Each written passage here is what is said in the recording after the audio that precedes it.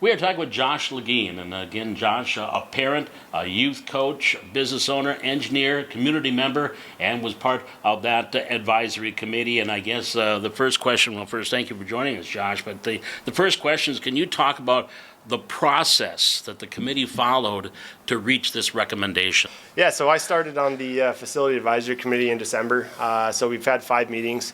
Really, the goal behind all of our meetings is to be open-minded, consider all ideas.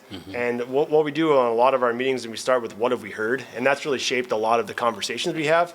But from an overall process, we started with tours. So we toured all the facilities, and really that kind of led us into does a renovation make sense, or should we build a new school? So, one of our meetings, we really talked through that, and we just felt that the renovation part of it, or the repair, deferred maintenance type thing, was just going to be something that it was going to cost a lot of money, and we weren't going to get something that maybe improved some of our situations. It was more things that you couldn't see. So that really led us into a new school. We considered 3 locations at Highline Park, the Jefferson site, and then also south of the interstate. Through some collaboration and maybe some roadblocks, we kind of landed at the Jefferson site where we are now.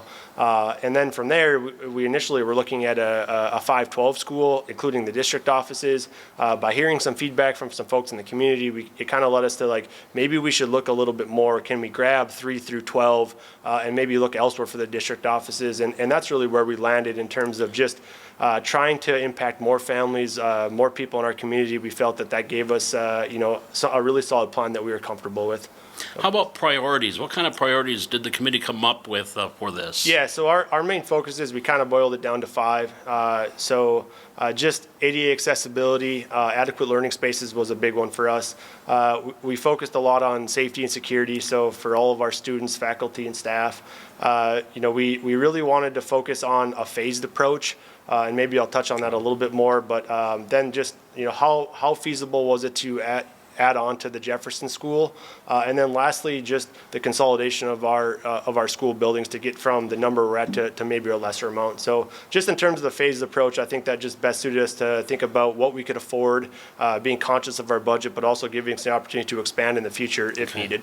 What was the recommendation then that you brought to the school board on the meeting last week? Yeah, our recommendation was to take to a vote a referendum on June 10th to construct a new 312 school on next to Jefferson or connected to Jefferson, but not to allocate funds or any square footage for district offices or outdoor recreational spaces. Okay, and that would have probably upped the ante a little bit if you had gone further. So you were thinking in the parameters of the budget that you were dealt with. And we had Icon there with us, helping us with some of the numbers. And our debt limit's $48 million, so we're really conscious of how can we stay away from that a little bit to give us some flexibility. And so really, when we landed at the $46 million that we recommended as part of the recommendation of the school board, we really felt that we kind of had to exclude those pieces just to make sure that we could do what was necessary with the 312 building.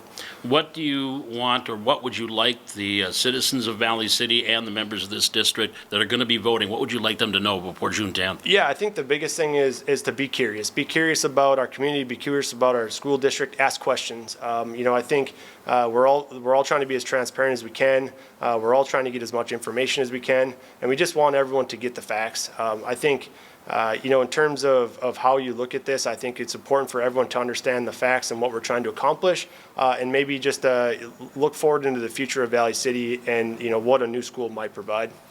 It's an exciting time. I mean, it's scary yet exciting for what's the future holds. Yeah, I agree. And it's been great to be part of this process, and I think I can speak for all of our committee members that it's been a great experience for us, and we're thankful the school board was able to call upon us to help them. So yeah, it's been a great experience. All right. Well, Josh, I appreciate you joining us, and we look forward to see what happens in the coming weeks. Appreciate it. Yeah, thanks, Paul. Thank you. That is Josh Legeen, again, member of that advisory committee, a parent, a coach. He does a lot of things, too, in this community. So he is, again, was the part of that advisory committee then and was the one that brought forth the recommendation to the school board. We'll have more interviews and more interviews, and we'll have more information for you before that vote coming up on June 10th.